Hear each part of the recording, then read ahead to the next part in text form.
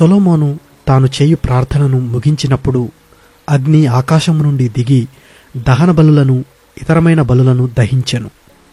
యెహోవా తేజస్సు మందిరము నిండా నిండెను. యెహోవా తేజస్సుతో మందిరము నిండినందున యాజకులు అందులో ప్రవేశింపలేకయుండిరి. అగ్నియు యెహోవా తేజస్సును మందిరము మీదికి దిగగా చూచి ఇశ్రాయేలీయులందరూ సాష్టాంగ నమస్కారము చేసి, యెహోవా దయాళుడు, ఆయన కృప నిరంతరముండునని చెప్పి ఆయనను ఆరాధించి స్తుతించిరి. రాజును జనులందరూ యెహోవా ఎదుట బలులు అర్పించిరి. రాజైన సొలొమోను 22,000 పశువులను 1,20,000 గొర్రెలను బలులుగా అర్పించెను.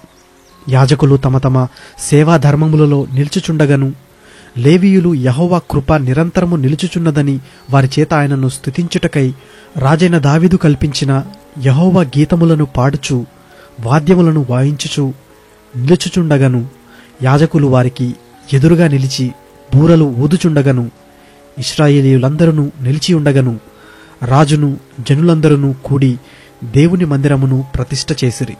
మరియు తాను చేయించిన ఇత్తడి బలిపీఠము దహన బలులకును నైవేద్య బలులకును క్రొవ్వుకును చాలనందున యెహోవా మందిరము ముంగిటనున్న నడిమి ఆవరణమును సొలొమోను ప్రతిష్ఠించి అక్కడ దహన బలులను సమాధాన బలుల క్రొవ్వును అర్పించెను. ఆ సమయమందు సొలొమోనును అతనితో కూడా హమాతునకు పోవు మార్గము మొదలుకొని ఐగుప్తు నది వరకు దేశములో నుండి బహు గొప్ప సమూహముగా కూడివచ్చిన ఇశ్రాయేలీయులందరూ 7 దినములు పండుగ ఆచరించి 8వ నాడు పండుగ ముగించిరి. 7 దినములు బలిపీఠమును ప్రతిష్ఠ చేయుచు 7 దినములు పండుగ ఆచరించిరి. 7వ నెల 23వ దినమందు దావీదునకును సొలొమోనునకును తన జనులైన ఇశ్రాయేలీయులకును యెహోవా చేసిన మేలుల విషయమై సంతోషించుచును మనోత్సాహము నొందుచును ఎవరి గుడారములకు వారు వెళ్ళునట్లు అతడు జనులకు సెలవిచ్చి వారిని పంపివేశను. ఆ ప్రకారము సొలొమోను యెహోవా మందిరమును రాజనగరును కట్టించి యెహోవా మందిరమందును తన నగరునందును చెయ్యుటకు తాను ఆలోచించినదంతయు ఏ లోపము లేకుండా నెరవేర్చి పని ముగించెను.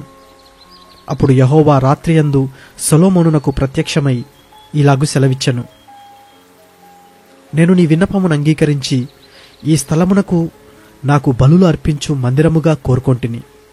వాన కురియకుండా నేను ఆకాశమును మూసివేసినప్పుడే గాని దేశమును నాశనము చేయుటకు మిడతలకు సెలవిచ్చినప్పుడే గాని నా జనుల మీదికి తెగులు రప్పించినప్పుడే గాని నా పేరు పెట్టబడిన నా జనులు తమ్ము తాము తగ్గించుకొని ప్రార్థన చేసి నన్ను వెదకి తమ చెడు మార్గములను విడిచిన ఎడల ఆకాశము నుండి నేను వారి ప్రార్థనను విని వారి పాపమును క్షమించి వారి దేశమును స్వస్థపరచుదును. ఈ స్థలమందు చేయబడు ప్రార్థన మీద నా కనుదృష్టి నిలుచును, నా చెవులు దానిని ఆలకించును. నా పేరు ఈ మందిరమునకు నిత్యము ఉండునట్లుగా నేను దాన్ని కోరుకొని పరిశుద్ధపరచితిని. నా దృష్టియు నా మనస్సును నిత్యము దానిమీద నుండును.